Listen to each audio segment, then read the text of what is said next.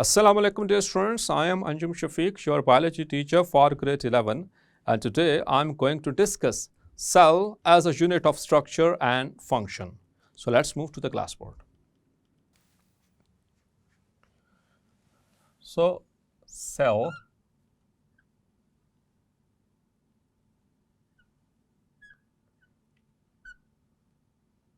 as a unit of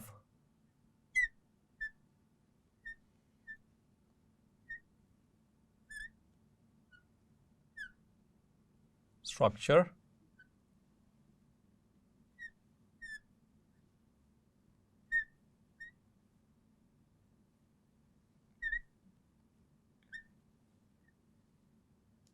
and function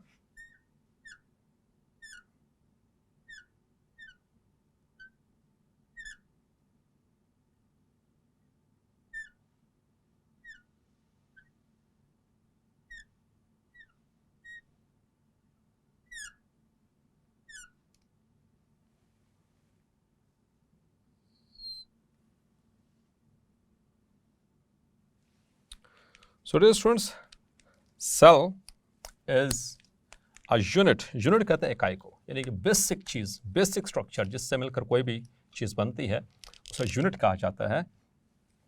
So cell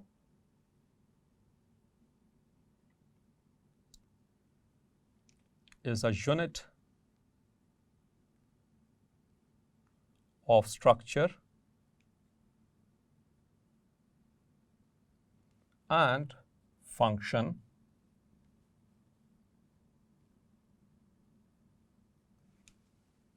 in living organisms.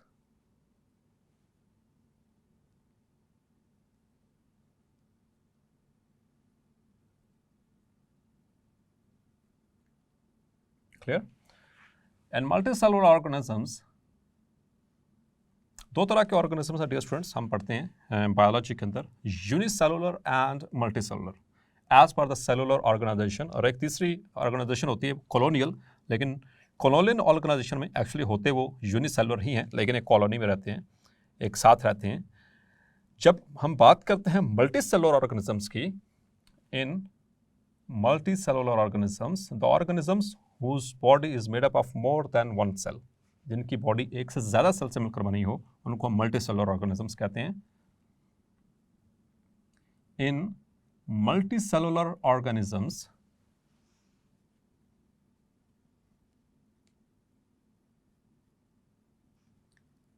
there is a division of labor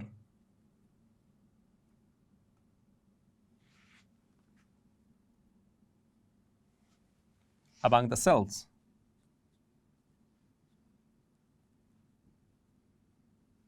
अब ज़रा इस line को अच्छे से समझ लें. डिवीजन ऑफ लेबर का मतलब है कि जितने भी एक ऑर्गेनिज्म के अंदर जितने भी फंक्शंस परफॉर्म हो रहे हैं वो कोई एक सेल नहीं कर रहा, हर सेल अपना अपना फंक्शन परफॉर्म करता है, और वो इंडिविजुअली जो सिंगल सेल का फंक्शन होगा वो मिल करके उस पूरे ऑर्गेनिज्म को डिफाइन कर रहा होगा, उसको जिंदा रख रहा होगा.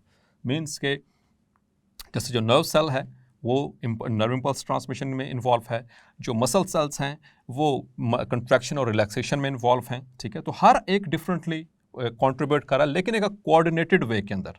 हर एक का उसमें एक किसी, जैसे कि मैं बोल रहा हूँ तो उसमें मेरे मुख्तलिफ तरह के सेल्स जो हैं इन्वॉल्व हो रहे हैं. मेरे बोलने में मेरे मसल सेल्स, मेरे नर्वस सिस्टम, मेरा जो है वो जो विजुअल सिस्टम, मेरा हियरिंग सिस्टम इन्वॉल्व है. बहुत सारे सेल्स एक कोऑर्डिनेटेड वे के अंदर काम कर रहे हैं. सो सिर्फ बोलने के लिए, स्पीच के लिए मुख्तलिफ तरह के सेल्स इन्वॉल्व हैं और उनकी मदद चाहिए होती है. इसे कहते हैं डिवीजन ऑफ लेबर, यानी एक काम को परफॉर्म करने के लिए मुख्तलिफ तरह के सेल से मदद ली जाए, मुख्तलिफ तरह के ऑब्जेक्ट से मदद ली जाए, इसे कहते हैं division of labour. Clear? So different cells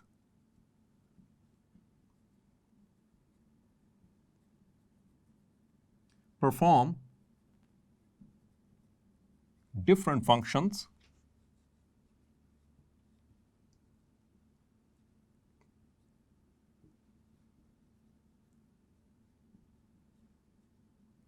which become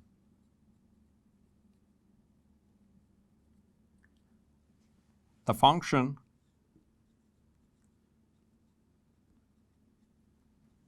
of a tissue, वो एक टिश्यू का फंक्शन बनेगा, एंड देन ऑर्गन, मुख्तलिफ तरह के टिश्यूज मिलकर बनाते हैं ऑर्गन, और फिर ऑर्गन से आगे ऑर्गन सिस्टम, और ऑर्गन सिस्टम से क्या बनता है डियर स्टूडेंट्स, आप पढ़ चुके हैं, द ऑर्गेनिज्म। तो इस तरह से वो डिस्ट्रीब्यूट होते चले जाते हैं और उसमें हर एक की अपनी अपनी जो पहचान है, हर एक का अपना अपना फंक्शन मौजूद है, हर एक सेल अपने फंक्शन के लिए स्पेशलाइज्ड है। और डियर स्टूडेंट्स, अल्लाह ताला ने जो सेल्स बनाए हैं वो बेसिकली उनका स्ट्रक्चर इस तरह से बनाया कि वो अपने फंक्शन को परफॉर्म कर सके। ठीक है, ये वाला टॉपिक आपने ग्रेड 9 में भी पढ़ा था, the relationship of cell structure to function, यानी कि स्ट्रक्चर और फंक्शन के एतबार से एक टॉपिक था जिसमें आप पढ़ते हैं कि किसी भी सेल का जो फंक्शन है वो उसके स्ट्रक्चर के साथ रिलेटेड होता है।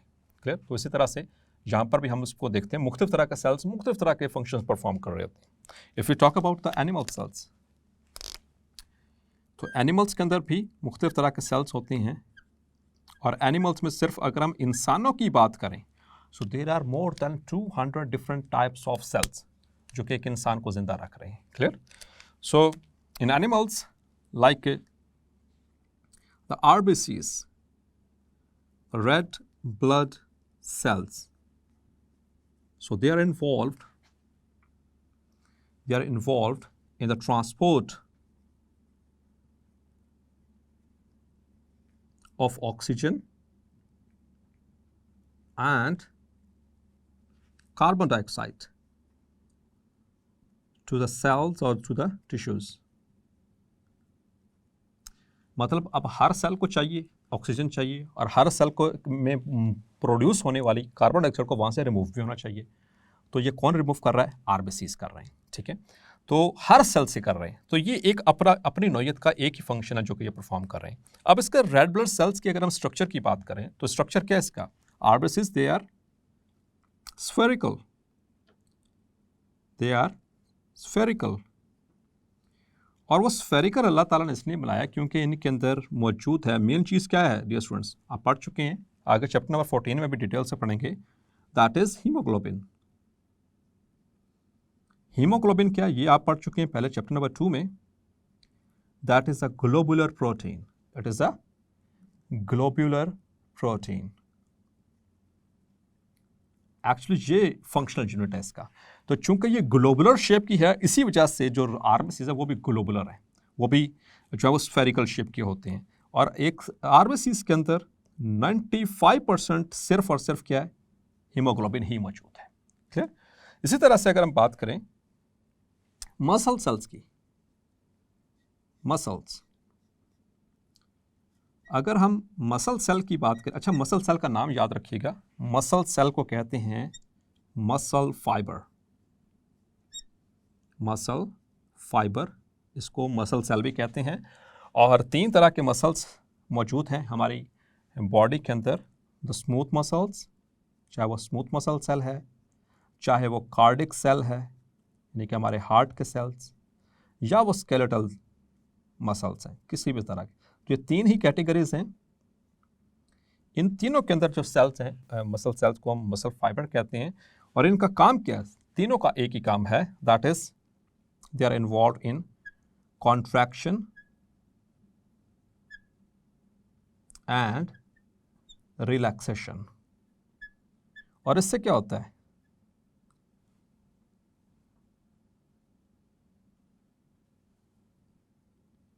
रिलैक्सेशन, उससे क्या होता है? इनके कॉन्ट्रैक्ट और रिलैक्स करने से मैं मूव कर रहा हूँ, मेरे ये मसल्स कॉन्ट्रैक्ट रिलैक्स कर रहे हैं तो मैं बोल रहा हूँ, मेरे हाथ के मसल्स कॉन्ट्रैक्ट रिलैक्स कर रहे हैं तो मैं लिख रहा हूँ, ग्रिप कर रहा हूँ, टांगों के मसल्स, इसी तरह हार्ट के मसल्स, एवरीथिंग, सो इससे मूवमेंट प्रोवाइड की जाती है। क्लियर?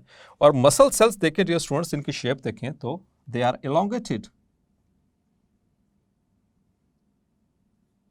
ये एलोंगेटेड है, थोड़ा सा से रेशो की तरह, फाइबर्स की तरह है। क्लियर? रस्सियों की तरह एलोंगेटेड है ताकि वो कॉन्ट्रैक्ट और रिलैक्स कर सकें, सुकड़ सकें और वापस अपनी जगह पे जा सकें। इसी तरह से अगर हम बात करें द स्टमक सेल्स और गैस्ट्रिक सेल्स,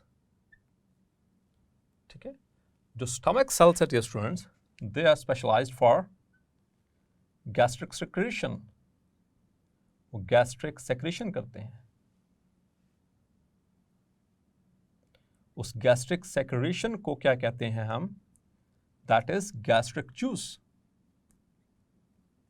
चैप्टर नंबर 12 में डिटेल के साथ पढ़ाया जाएगा। और गैस्ट्रिक जूस डियर स्टूडेंट्स, ये किसके ऊपर मुश्तमिल है? ये 3 चीज़ों के ऊपर मुश्तमिल है। HCl, the hydrochloric acid, number 2 is the mucus, and number 3 is pepsinogen. इन तीनों को कलेक्टिवली कहते हैं गैस्ट्रिक जूस, जो कि स्टमक के सेल जो है वो इनको सेक्रेट कर रहे होते हैं। क्लियर? ये उसका फंक्शन है। इसी तरह से अगर हम बात करें नर्व सेल की, नर्व सेल किसे कहते हैं? न्यूरॉन को कहते हैं। न्यूरॉन्स जो होते हैं इनका क्या फंक्शन है? They are involve in the transmission of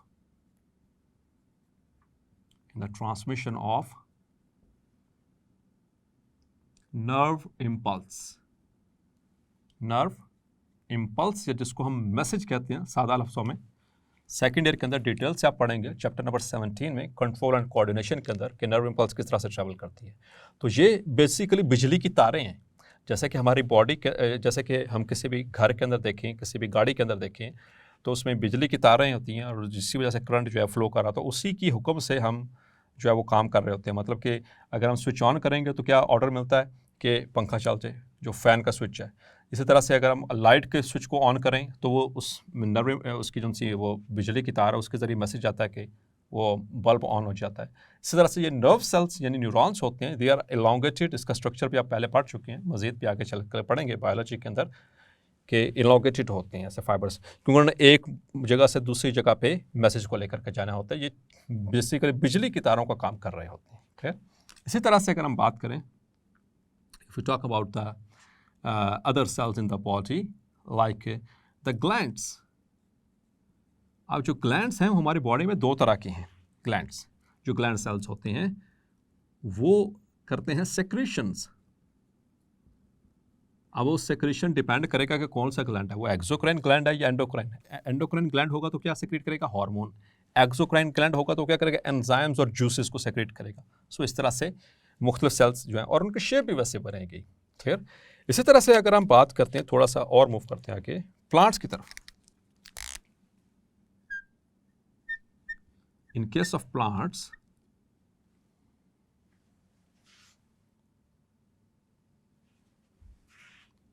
तो प्लांट्स के अंदर भी मुख्तलिफ तरह के सेल्स मौजूद हैं। ठीक है? Like if you talk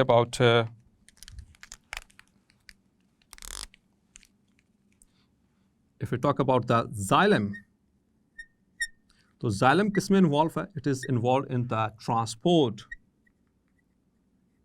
transport of water and minerals. ये पूरे प्लांट बॉडी के अंदर पानी को और मिनरल्स को, सॉल्ट्स को ट्रांसपोर्ट कर रहे होते हैं। ठीक है? इसी तरह से अगर हम बात करें फ्लोएम की, if you talk about the phloem sales,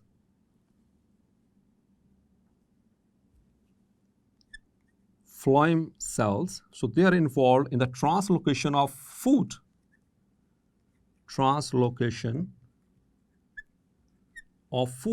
ये खुराक को मुंतकिल करते हैं एक जगह से दूसरी जगह पे, और पूरी प्लांट बॉडी में मुंतकिल करना, ट्रांसपोर्ट करना इनका काम होता है। Clear?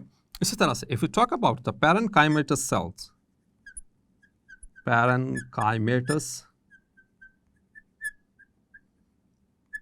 cells, so they have got large vacuoles, so they have the ability to store surplus, extra यानी surplus food जो होता है, खुराक जो होती है उसको स्टोर करते हैं, चाहे वो पानी की शक्ल में है, चाहे वो सुक्रोज की शक्ल में है, एनीथिंग। ठीक है? तो उसको स्टोर करने की खासियत अल्लाह ताला ने पैरेन्काइमेटस सेल्स में रखी।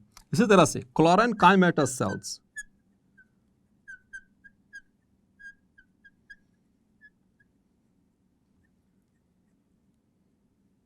the chlorenchymatous cells, chlorophyll से, so they are involved in the photosynthesis, they do photosynthesis, मतलब कि ये खुराक बनाने में इनका काम है। ये स्टोर करते हैं, ये खुराक बनाते हैं, ठीक है। In the synthesis of food, they synthesise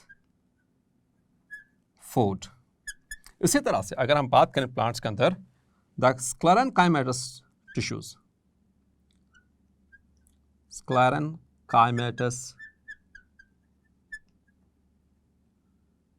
cells which make the sclerenchyma tissue, they are involved to support, they support the adult plant. ये adult plant को सपोर्ट करते हैं, उनको ज़मीन के ऊपर खड़ा रहने में मदद देते हैं। इसी तरह से हम बात करें कॉलनकाइमा सेल्स, कॉलनकाइमा सेल्स, तो इनका काम भी सपोर्ट है, लेकिन बेबी प्लांट्स के अंदर या सॉफ्ट प्लांट्स के अंदर, सॉफ्ट पार्ट्स जो होते हैं प्लांट की, दे सपोर्ट बेबी प्लांट, मतलब कि न्यूली फॉर्म जो प्लांट होता है वो सॉफ्ट होता है, उनके सॉफ्ट पार्ट्स को, या फिर एडल्ट प्लांट के सॉफ्ट पार्ट्स को। और soft parts of an adult plant, so that is its function. इसी तरह से अगर हम बात करते हैं मेरिस्टेमेटिक टिश्यू की, meristematic cells which make the meristematic tissue, so they are involved in cell division. They are the only cells which can do cell division, यानी इनके अंदर सिर्फ खासियत है कि ये डिवाइड हो सकते हैं, बाकी कोई भी सेल जहाँ पर प्लांट में ये मेरिस्टेम सेल्स होती हैं वहीं पर ही सेल डिवीजन होती है और वहीं पर ही प्लांट जो है वो ग्रोथ कर सकते हैं, ठीक है। नाउ डियर स्टूडेंट्स, हम बात करेंगे structure of a generalised cell की। So we talk about the structure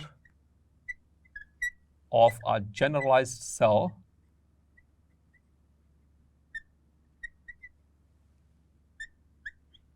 तो सेल के स्ट्रक्चर को देखने के लिए हमें ज़रूरत है कि उसके कंपोनेंट्स को अलग-अलग करें।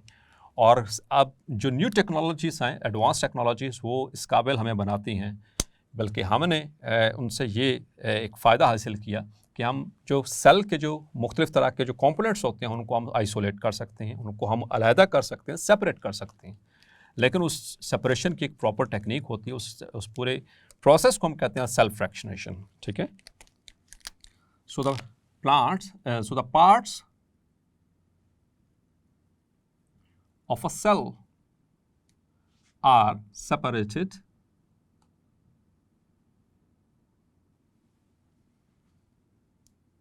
by a process called cell fractionation. Cell fractionation. Fraction का मतलब क्या होता है? हिस्सा। सेल फ्रैक्शनेशन का मतलब सेल के हिस्से करना। अब cell fractionation, dear students, it is achieved, this is achieved by a process and by a technique. The cell fractionation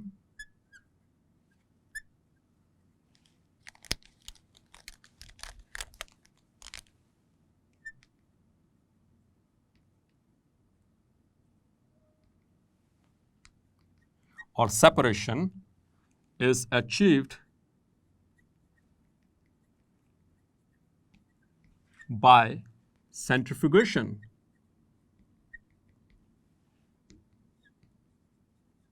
और सेंट्रीफ्यूगेशन में क्या किया जाता है? एक मशीन इस्तेमाल की जाती है जो आपने शायद मूवीज़ में या ड्रामास में देखी हो।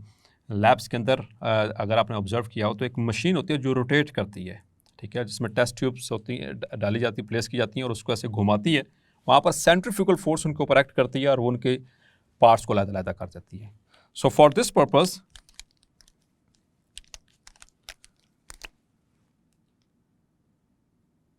The cells are homogenized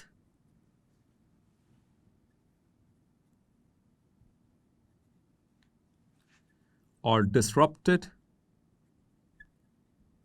by special techniques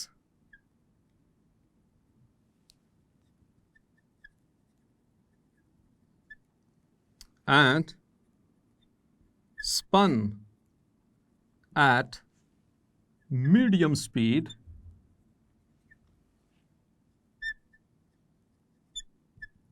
in centrifuge machine. Centrifuge machine में उसको मीडियम स्पीड पे स्पिन किया जाता है. So the components of a cell get separated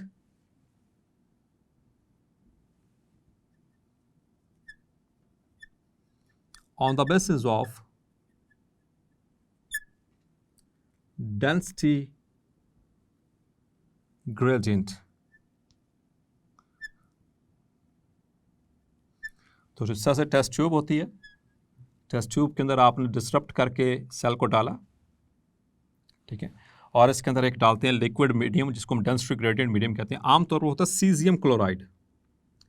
caesium chloride तो उसमें जब ये स्पन करती है तो आयंस की ग्रेडियंट बन जाता है. तो नीचे हाई ग्रेडियंट और जैसे जैसे ऊपर मूव करते जाते हैं तो ग्रेडियंट लो होता जाता है. सो नीचे हाई, ऊपर की तरफ लो डेंसिटी. तो जहाँ पर जिस ऑर्गेनल की या जिस पार्ट की डेंसिटी इसके साथ डेंसिटी ग्रेडियंट मीडियम के साथ मैच करेगी, वो वहाँ पर उसकी लेयरिंग बनना शुरू हो जाएगी. तो मुख्तलिफ तरह की लेयर्स बन रहेगी, उनको हम फिर सेपरेट कर लेते हैं. सो इस तरह से उनको हम फिर अब माइक्रोस्कोप के अंदर, इलेक्ट्रॉन माइक्रोस्कोप के अंदर या लाइट माइक्रोस्कोप के अंदर उसको ऑब्जर्व कर सकते हैं. क्लियर. और कुछ ऐसे पार्ट होते हैं सेल के जो आम मीडियम स्पीड के ऊपर वो अलहदा नहीं होते, उसके लिए फिर आपको चाहिए अल्ट्रा सेंट्रीफ्यूगेशन. ठीक है. सो सम components need high speed to be separated. This is called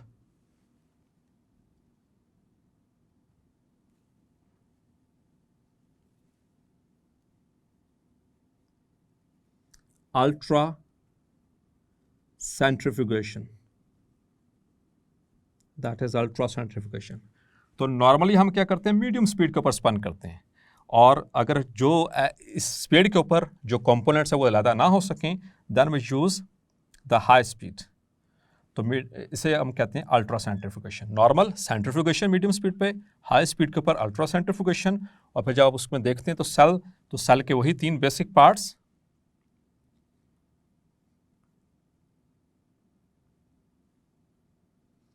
the plasma membrane, एक आउटर कवरिंग है उसकी, और cell wall in case of plant cells and other some one. तो लेकिन प्लाज्मा मेम्ब्रेन सबके अंदर मौजूद है. और फिर उसके बाद द साइटोप्लाज्म जो फ्लूइड होता है उसके अंदर, उसके नीचे मौजूद, जिसके अंदर उसके ऑर्गेनल्स मौजूद हैं. And the third thing is the nucleus in the centre. Clear. जो कि बिल्कुल सेंटर में आमतौर पर एनिमल सेल्स में, प्लांट सेल में थोड़ा सा हट के होता है. सो ये डिफरेंस में हम इसको डिस्कस कर लेंगे. क्लियर. और साथ में आप देखेंगे सेल वॉल, लेकिन सेल वॉल एडिशनल है. ठीक है. It is an additional structure which is present not in all organisms but in plants and fungi and prokaryotes etcetera etcetera. Clear. So this is how this is the structure of a generalised cell.